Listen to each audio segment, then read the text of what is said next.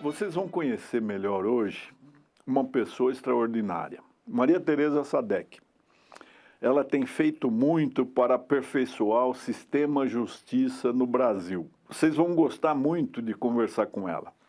Maria Tereza, obrigado por ter aceito o convite aqui da Uniregistral. Aline, você sabe que é um prazer enorme estar com você, a gente se conhece há muito tempo, você é muito generoso, suas obras são obras que sempre marcaram a minha vida, sobretudo seus estudos sobre ética. Então, ética, Maria Tereza, eu acho que é uma matéria-prima da qual o Brasil se ressente muito, não é? Nossa, e vem se ressentindo cada vez mais, né? Infelizmente, essa questão é uma questão muito grave, muito séria, e que os exemplos que vêm sendo dados em lideranças em várias instituições não são positivos. É verdade. E a juventude precisa acreditar em ética, não é, Maria Tereza? Eu gostaria que você contasse um pouquinho como foi a sua trajetória, seus estudos, a sua especialização, o que é que fez escolher essa trajetória tão bonita?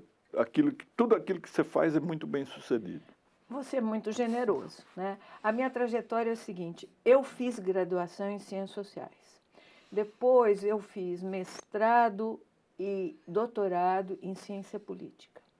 E eu trabalhava numa instituição que era dirigida pelo Bolívar Lamounier, que analisava todas as eleições. Sabe que as eleições tiveram um papel muito relevante aqui no Brasil, inclusive a abertura pelo fim do regime militar se deve muito ao processo eleitoral, né?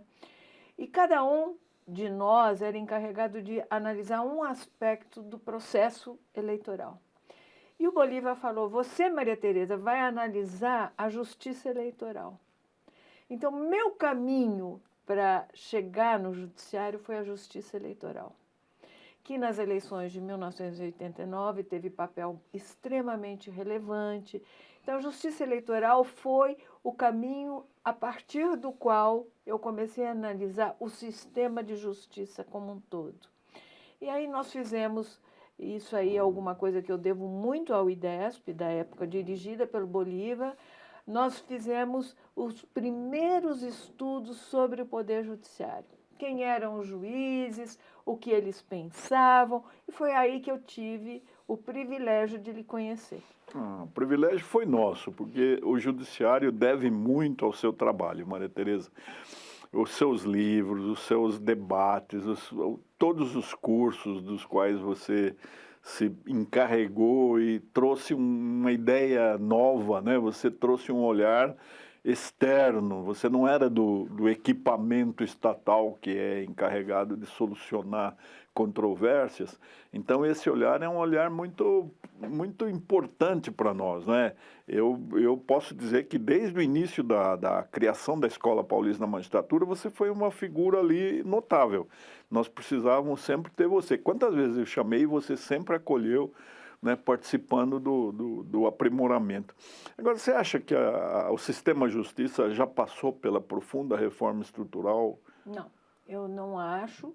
Por que eu não acho isso? Primeiro, nós partimos do seguinte suposto: temos que acabar com o achismo, de cada um achar o que acha, porque na minha vara é assim, e tentando generalizar, e nós começamos a fazer os primeiros diagnósticos. Isso teve um impulso grande com a reforma do Judiciário de 2004. No entanto, a criação do CNJ, apesar de ser extremamente relevante, não conseguiu resolver os problemas. Nem mesmo a reforma do Judiciário que foi implementada não resolveu os problemas. Eu vou lhe dar um único dado. Quando foi criado o CNJ, nós sabíamos que nós não tínhamos dados. Então, era necessário que esses dados fossem publicados, fossem fabricados, se tornassem públicos e, a partir desses dados, se fizesse um diagnóstico. Porque antes da existência do CNJ, nós tínhamos o Banco Nacional de Dados do Poder Judiciário. Cada tribunal resolvia se enviava ou não enviava. Quer dizer, você não tinha, na verdade, dados nacionais. Havia tribunais que sequer respondiam às demandas do Banco Nacional de dados do Poder Judiciário. A partir do CNJ, eu acho que nós tivemos um passo extremamente relevante, que foi esse de todos os tribunais serem, eu não diria se obrigados, mas muito constrangidos a enviar dados. E a partir daí, os diagnósticos tiveram uma probabilidade muito maior de estarem refletindo a realidade. Uma base científica, Uma né? base, Que não existia. e objetiva, quer Sim. dizer, então os dados são esses, quantos são os processos, quantos são os juízes e daí por diante. No entanto, nós percebemos um único dado que, apesar de todo esse esforço, muito esforço ainda tem que ser feito. Por quê? Nós sabíamos que, naquela época, de 70% a 75% dos processos que entravam no judiciário não eram resolvidos. Nós continuamos com isso até hoje, desde 2005, que é o primeiro diagnóstico, até hoje. O último foi 2021. Isso varia de 1%, 2%, ou seja, quase nada. Ou seja, nós temos um problema aí que tem que ser resolvido. Certamente, esse problema passa por uma reforma mais estruturante do Poder Judiciário. Em primeiro lugar, se você olhar quais são os principais demandantes. Então, quais são aquelas instituições ou pessoas jurídicas ou indivíduos com CPF que mais procuram o judiciário? É o poder público. Sim, é o Estado, né? Maior cliente. Então, o maior usuário do poder judiciário é o próprio Estado. O que significa dizer que você tem uma instituição pública para resolver questões do próprio poder público? Tem alguma coisa de errado aí, não tem? Você acha que contencioso administrativo seria um substitutivo ou seria criar mais uma estrutura dispendiosa? Eu acho que muitas das situações, muitas das demandas poderiam ser resolvidas fora do Poder Judiciário. O Judiciário acaba chamando para si muitas questões que poderiam ser resolvidas de outra forma. O Dr. Kazuo Watanabe tem uma expressão que eu gosto muito, é conseguir a ordem jurídica justa, mais do que acesso à justiça, porque aqui se confunde acesso à justiça, acesso ao judiciário. Não é? Várias instituições poderiam resolver vários problemas sem recorrer ao Poder Judiciário. Não, algumas instituições, até conglomerados empresariais, eu lembro, por exemplo, a Bolsa, né? Não recorre ao judiciário porque não pode despender aquele tempo imprevisível da duração de uma demanda. E está funcionando. Claro, né? claro. Agora, você não acha, Maria Tereza, que essa busca desenfreada ao judiciário serve principalmente a quem não tem razão? Porque ganha aquele tempo que o credor não dá, que a instituição financeira não dá, e ali no judiciário ele fica tranquilo. Eu não diria todos, mas eu diria que um percentual muito alto daqueles que recorrem ao judiciário é aqueles que sabem assim, eu sei que devo, mas pago quando eu quero. Então vai para a justiça, esse processo quase que se eterniza, Sim. Aí nós voltamos para o Rui Barbosa, que dizia processo que tarda é justiça que falha, e é exatamente isso que acontece. E aí, se você chega na ideia de que os precatórios, quando é que o poder público paga esses precatórios, Naline? Você não acha também que o precatório tem uma face cruel aí? Porque, às vezes, para alguns grupos, ter uma ação em juízo rende mais do que se tivesse dinheiro aplicado. Claro. Rende mais do que a inflação. Não é? Então, há um uso também perverso. Eu me lembro da expropriação da Serra do Mar. Foi uma fazenda comprada em 1922 por $7 mil.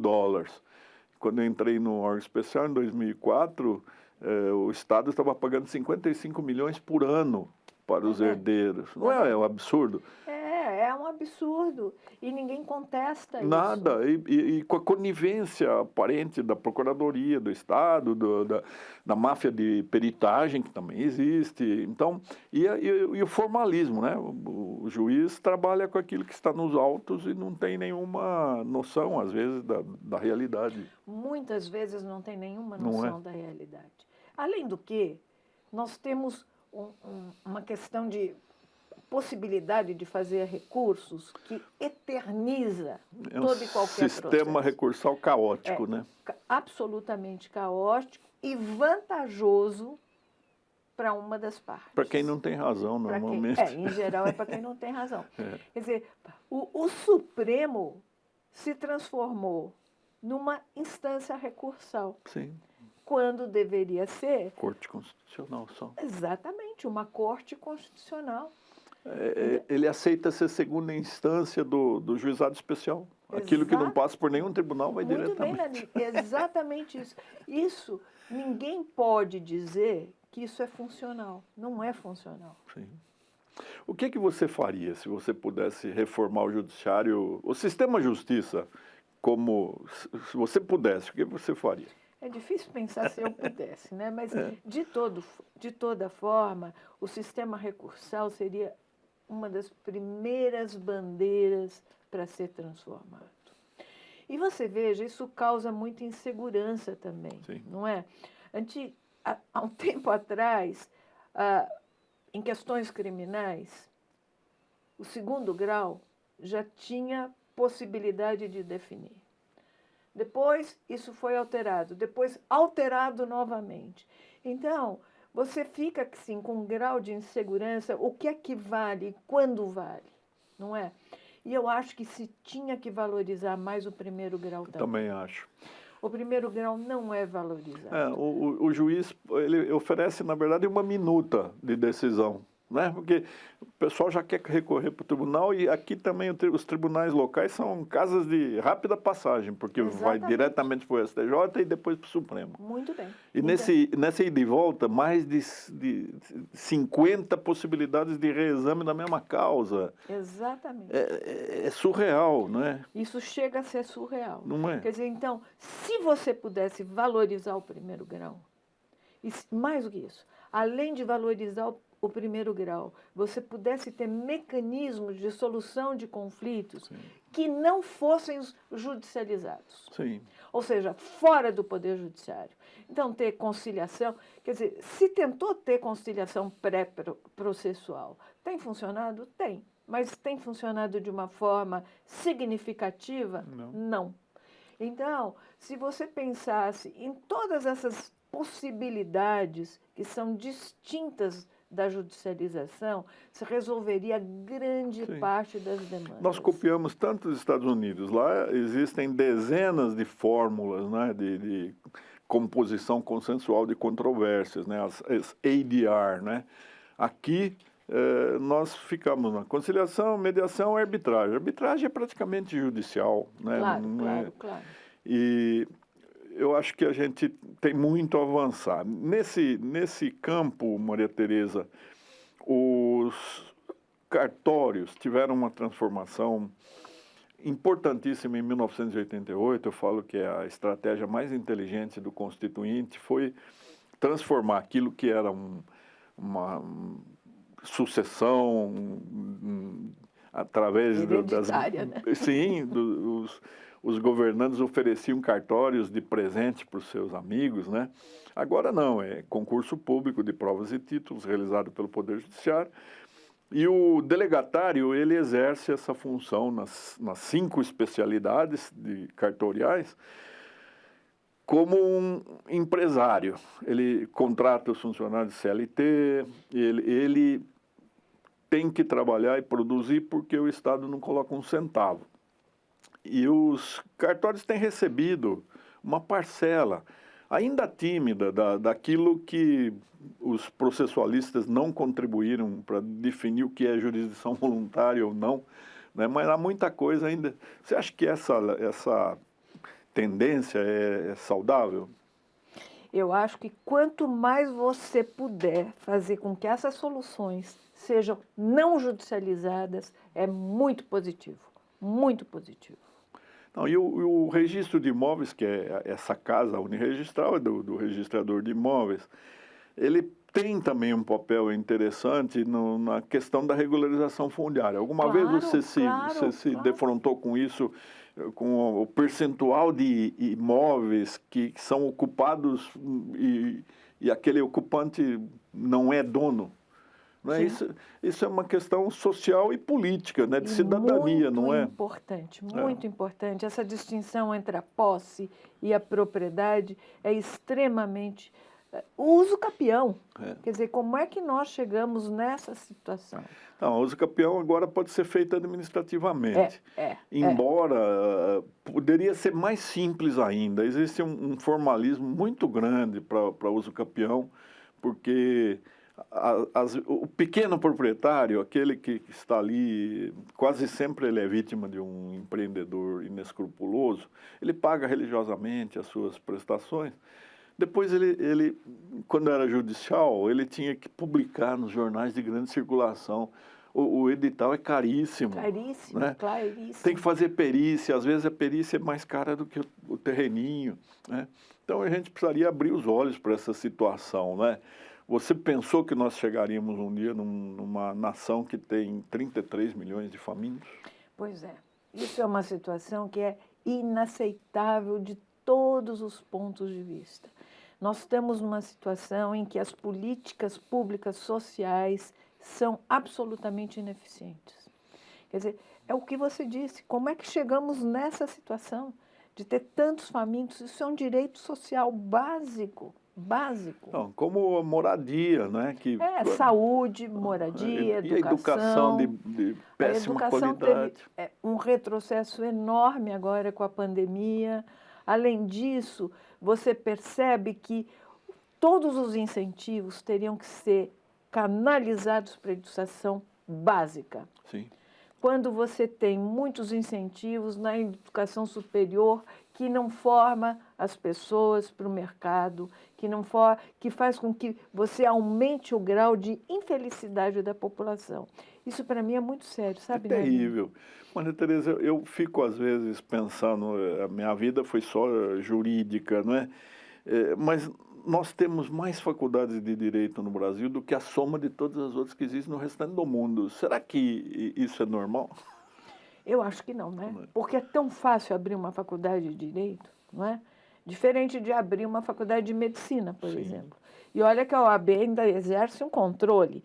A OAB faz o papel de filtro. Quer dizer, você tem N faculdades formando N pessoas, só que elas não podem exercer advocacia porque elas não passam nesse filtro. Sim. E aí você cria o quê? Frustração. Sim. Esse é outro crime que eu acho que nós praticamos, sabe, Maria Tereza? Que eu sempre dei aula em várias faculdades e sempre uma dessas que tem muitos alunos, né? E estudando à noite. E eu via o sacrifício deles pagando religiosamente a sua mensalidade.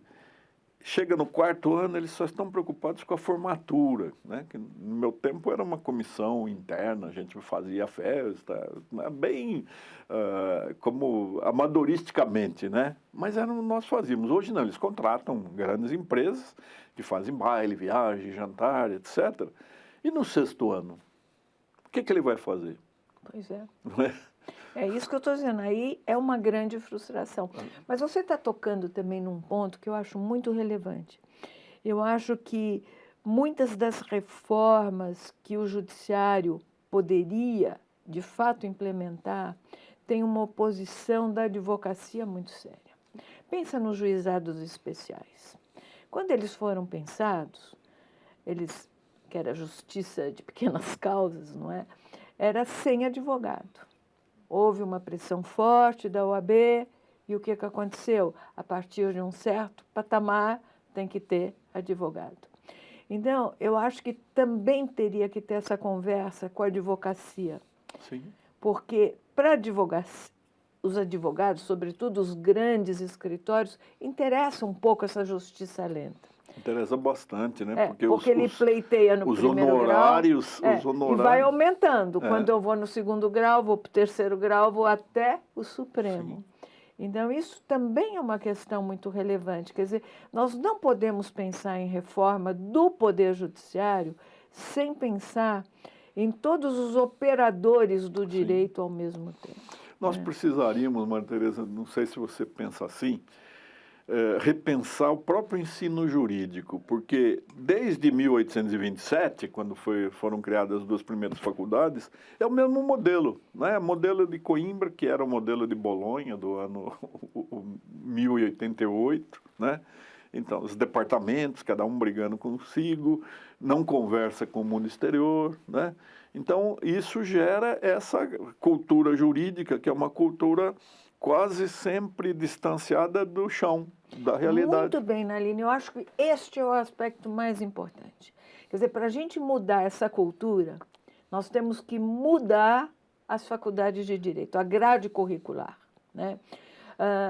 Tem um aspecto que eu acho muito relevante e eu acho que você tocou nele.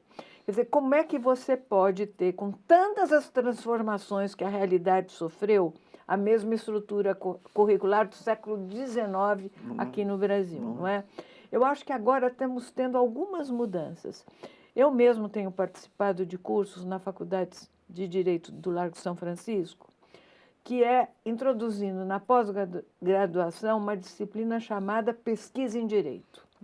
Ou seja, que traz os alunos para essa, ou pelo menos incentiva essa ideia de que eu tenho que saber os dados da realidade.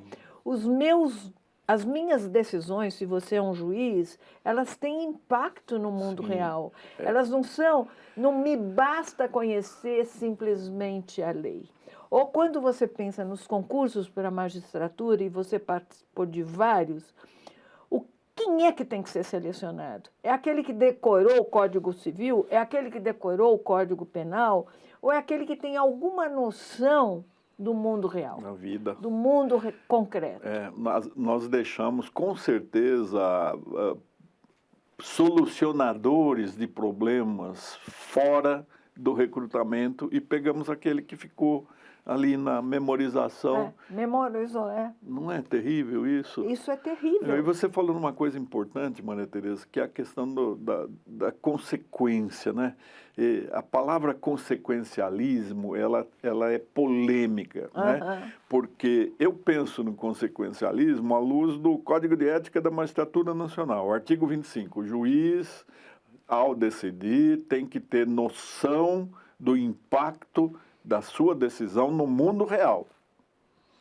Se isso fosse levado a sério, muitas dessas decisões que são incríveis, que ninguém consegue explicar, deixariam de ser exaradas, não é? Certamente, certamente. E isso vale também para o Ministério Público. Sobretudo porque você pode... tem exemplos assim que vêm à tona. Como é que, às vezes, você tem atuações do Ministério Público que fazem com que determinadas políticas públicas não sejam executadas? Sim. Aqui eu tenho me interessado muito, até por causa da Arisp e da Uniregistral, pela questão urbanística em São Paulo, da capital, Maria Tereza. Era aí que eu queria chegar. Você vê que fenômeno estranho. O grande centro, que não é centro expandido, mas serve, aquela região mais provida de infraestrutura, ela está sendo esvaziada. Claro. Porque as moradias são unipessoais e nós estamos expulsando a população para a periferia cada vez mais longínqua, né? E não se pode adensar porque não se pode sequer discutir uma reforma do plano diretor numa cidade que se transforma a cada minuto. Né? A cada minuto. Cada vez que eu pego e desço, por exemplo, a Avenida Rebouças, é outra cidade. Mudou tudo. Não tem mais casa, são prédios enormes aparecendo. Você tem toda a razão. E por exemplo, tem uma questão que me chama muito a atenção, que é ligada ao meio ambiente. Você veja as represas que alimentam de água a cidade de São Paulo e a grande São Paulo, né? Elas têm sido invadidas. Sim. E você tem esgoto jogado na represa. Sim, a água que nós bebemos. É a água que nós bebemos. O que acontece? Muito mais caro para você poder fazer com que essa água seja uma água potável ou Sim. pelo menos utilizável, Sim. porque o esgoto está a céu aberto. Sim. E você tem invasões. Sim. E o meio ambiente vem sendo prejudicado. Olha, eu fico muito triste, Maria Tereza, de pensar que na década de 70 nós éramos uma promessa verde, né? A Constituição de 88 foi chamada ecológica. O artigo 225 foi considerado um dispositivo mais bonito de uma ordem fundante elaborada no século XX. O que adiantou, né? Então, o excesso de normatividade não tem eficácia se nós não tivermos uma mudança cultural e pudermos lembrar o Estado de que ele é servo da população, ele não é o soberano, né? Exatamente. Eu acho que você tocou nessa questão que é básica. O que significa dizer serviço público? É um serviço para o bem do público, não é um serviço privado para mim, nem para a própria pessoa que exerce o serviço público. Ou seja, não é corporativo, ele é para servir ao público. E isso não, enfim, eu acho que nós temos poucos mecanismos de cobrança em relação a isso. E quando você fala, por exemplo, em direitos que são constitucionais, o meio ambiente é um direito de quarta geração. E como é que você tem essa distância tão grande entre aquilo que é o mundo da legalidade e o mundo da realidade? Eu estava lendo hoje ainda no jornal sobre desmatamento. Gente, o desmatamento cresceu enormemente. Eu vi que o estado onde houve maior número de desmatamento foi a Bahia. Quer dizer, mesmo você tirando, excluindo o que está em primeiro lugar, você pega desmatamento em Brasil todos os biomas, afora. todos os biomas. Todos. Até na nossa Mata Atlântica aqui. Mata Atlântica, a Serra do Mar, tudo isso. O pouco residual, a cobertura vegetal residual está na mão das propriedades privadas. Muito então, bem. Quando o Estado, que deveria ser, ali o 225 é muito claro, que é o Estado e a sociedade. Claro. Não é só a sociedade. Claro, né? Claro. Agora, na verdade, tudo reconduz à falha na educação, né, Maria Tereza? Claro.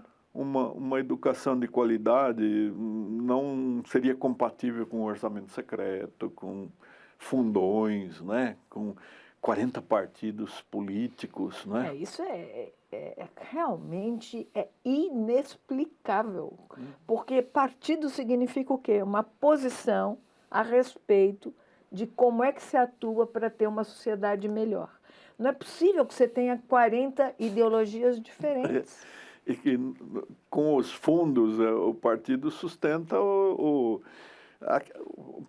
ministro Gilmar gostava de falar que um partido aqui em São Paulo sustentava o presidente do partido, a tesoureira era a esposa dele, o imóvel sede era do partido onde ele morava, os veículos que a família usava eram do partido, então é alguma coisa... É a oligarquia partidária. Não é.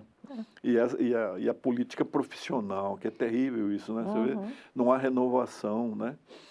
Eu sei que as pessoas não gostam quando eu falo, mas eu sou do tempo em que a Câmara Municipal funcionava numa noite e os cidadãos iam discutir os problemas da cidade gratuitamente. Hoje é profissão. Porque são bem remunerados e fora... Eu acho que a remuneração nem é o problema, é o que vem. Sim. Né? É. Como adicional. E isso vale para todas as carreiras. Sim, né? terrível. Você pega o judiciário, é a mesma coisa, Ministério Público, é sempre assim. Quer dizer, quais são esses que a gente popularmente chama de penduricalhos? Né?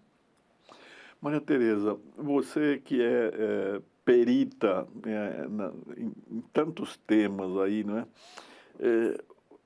Por que não se faz reforma política? Porque quem é que tem que fazer? Essa é básica, essa é fácil, Naline, essa é a melhor pergunta, essa é a mais fácil que você fez. Por que não se faz? Porque quem é que é encarregado de fazer a reforma política? É aquele que tira vantagem da política, da estrutura ou do sistema tal como ele está. Então, é difícil você pensar que aquele que está tirando vantagem daquela situação vai querer alterar aquela situação. Então, teria que ser alguma coisa forçada pela sociedade, forçada por grupos de pressão, para que os políticos, de fato, alterassem. Então, nessas eleições que as pessoas discutem o executivo, né? Mas é mais importante o parlamento, né? Sobretudo porque o legislativo ganhou muito poder nesse mandato presidencial. Hoje, o legislativo tem uma força como ele nunca teve no passado. Na verdade, quem pauta as decisões hoje é o poder legislativo, muito mais do que o executivo. Maria Tereza, eu discuti muito com alguns amigos, né? Isso é uma discussão polida, sem agressividade. Discutir é muito bom. Não é? Discutir é a melhor coisa que tem, porque é aí que se forma uma conclusão. Se todo mundo pensar do mesmo jeito, não, é horrível. Um parêntese, nós estamos numa fase muito ruim da nacionalidade na sociedade brasileira, em que você não pode pensar diferente, que você logo é inimigo, né? É o Carl Schmitt que fala amigo e inimigo, né? Então, mas eu discuti a respeito do ativismo. Uhum. Eu acho que há um certo ativismo, mas eu vejo, talvez, uma visão deformada de alguém que ficou numa instituição entrópica durante 50 anos, que é a Constituição, quando ela se propõe a tratar de tudo, ela arremessa para a justiça coisas que não deveriam ser analisadas. Não existe esse vício também? Claro, exatamente isso. Quer dizer, não há nenhum tema que não possa ser judicializado.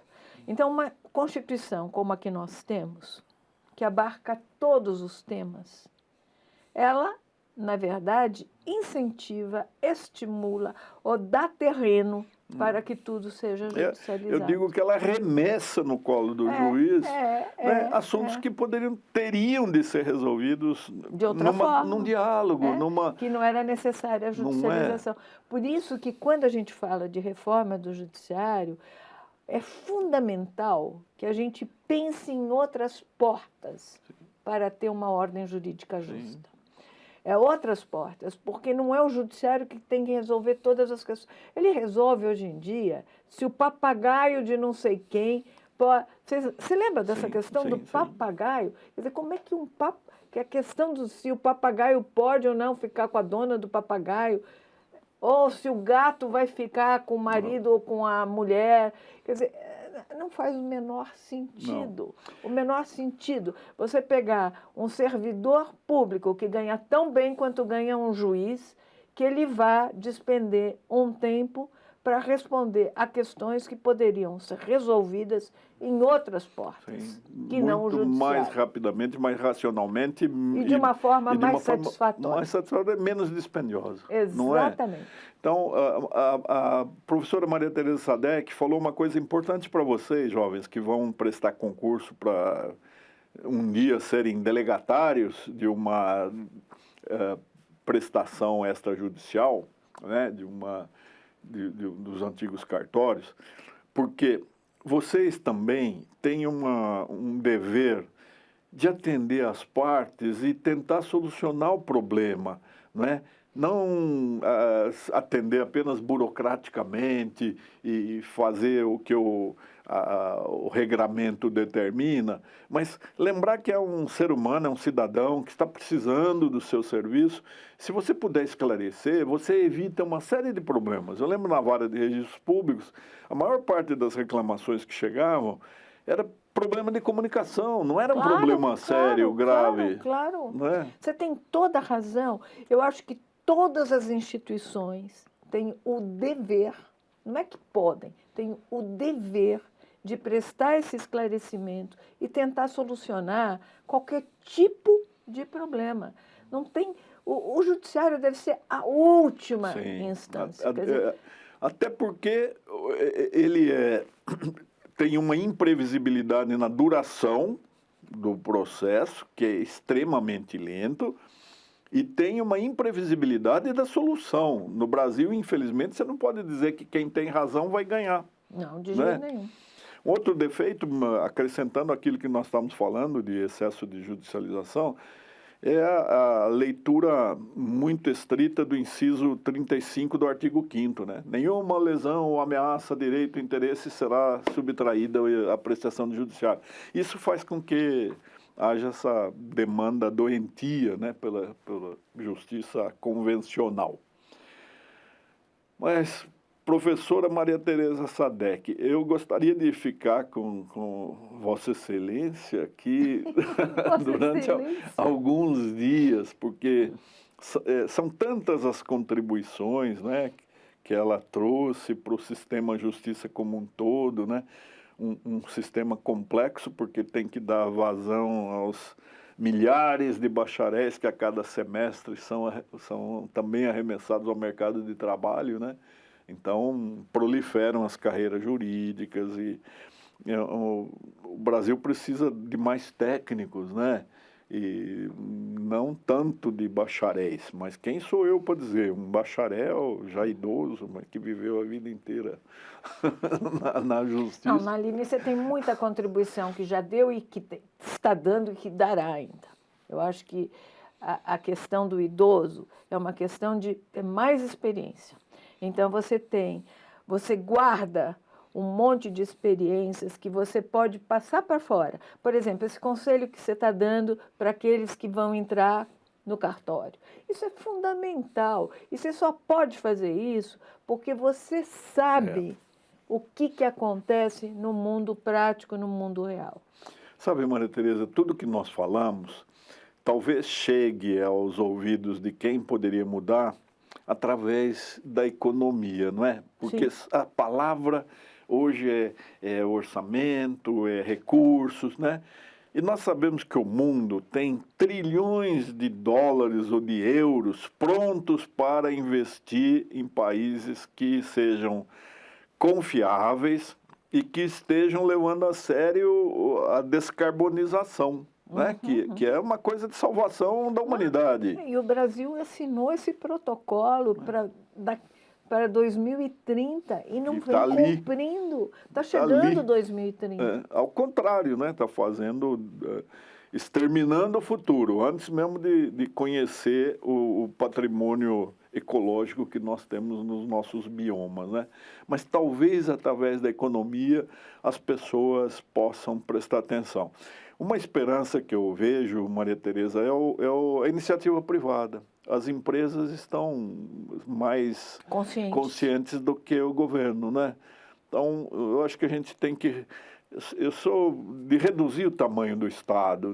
O Estado não pode ser essa instituição tentacular, cuidar de tudo, né? Porque quase sempre o que o Estado faz é mais caro, é menos eficiente, e sempre paira aquela dúvida se há uma lisura, né? Naline, você está colocando uma questão que eu acho muito importante. Nós estamos num processo agora de escolha dos nossos representantes, tanto no Executivo como no Legislativo. Eu acho que a pauta ambiental é uma pauta muito certa. E essa pauta nós temos que saber qual é o posicionamento daqueles que irão nos representar em relação a essa pauta. Quais são as políticas que terão para fazer com que essa pauta, de fato, seja respeitada, para que nós não continuemos nessa devastação da natureza que tem impactos seríssimos. Sim. Nós estamos vendo pelo mundo inteiro. Está chovendo onde não chovia, está tendo seca onde não tinha, tem incêndio, ou seja, tem consequências, não é uma questão abstrata. Não. Eu não quero o meio ambiente porque eu sou verde, não sei o quê. Não. Tem tido consequências que nós estamos já presenciando. Sim, passou a fase do mico-leão, né, Maria exatamente, Tereza? Não é aquilo, eu acho que, então, os estudiosos estão... Nós estamos vendo. Sim. Essa temperatura que nós estamos vivendo, hoje está gelado e amanhã está calor. Sim. O que é isso? É desrespeito pela natureza. Algo trágico, mas talvez seja bem interessante, é que quando se discutia a questão da preservação, o raciocínio seria se acontecer isso daqui a 100 anos, eu não estarei mais aqui, problema de quem vier. As coisas estão acontecendo já. Estão acontecendo para as nossas gerações. E a única fase da história da humanidade, da civilização, que nós estamos colocando em risco a sobrevivência da vida. O Gorbachev, recentemente falecido, quando ele veio em 92 para a ECO, ele dizia assim, a Terra tem mais 28 anos para mudar os seus métodos, os seus hábitos de consumo. Depois disso, o planeta vai continuar a existir, só que ele vai prescindir da espécie humana para isso. Somos nós que estamos correndo risco, não é a Terra, não é o planeta. Exatamente, não é? Exatamente. Perfeito. Maria Tereza, esses moços estão aí ouvindo você, gostando da conversa, querendo que eu ficasse aqui mais uma semana, mas eu gostaria que você deixasse uma mensagem para eles. São milhares de jovens que têm, assim, sonham e têm direito a sonhar com um Brasil melhor, né? O que é que você diria para eles? Ai, que sonhar é muito bom. Agora, para realizar esse sonho... Não, é muito triste quando a gente para de sonhar, quando a gente para de ter desejo, quando a gente para de pensar que cada um de vocês pode ser muito responsável pelo nosso presente e pelo nosso futuro. Então, vocês vão ter uma posição que é uma posição de responsabilidade e que essa responsabilidade se transforme em algo que seja não apenas bom para vocês, para a família de vocês, mas para o mundo, para esse país, sobretudo. Vocês ouviram, tenho certeza que adoraram Maria Tereza Sadek, que é uma pessoa que eu admiro e também adoro, né? Por isso que eu a convidei e ela aceitou participar aqui com essa conversa, esse diálogo. Vocês ganharam muito com isso, tá certo? Um abraço a todos.